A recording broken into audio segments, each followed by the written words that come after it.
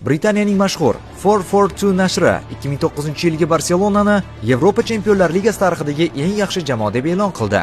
Britaniya jurnali reyting tuzishda jamoalarning tarkiblari, ularning kuchi, ularning g'alabagacha bo'lgan yo'li va esda qolarli o'yinlariga e'tibor qaratdi.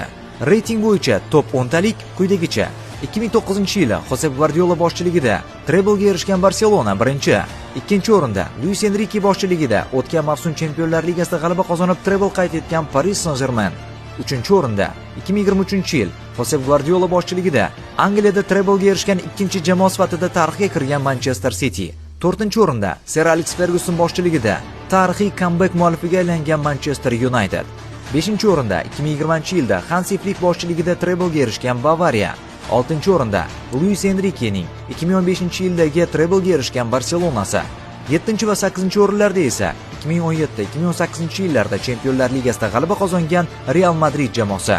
Reytingning 9-o'rnini ESPN nashri tomonidan eng kuchli jamoa deb e'tirof etilgan 2013-yilgi Bavariya egalladi. 10-o'rinda esa 1995-yilda Chempionlar Ligasida g'alaba qozongan Ajax jamoasi egalladi.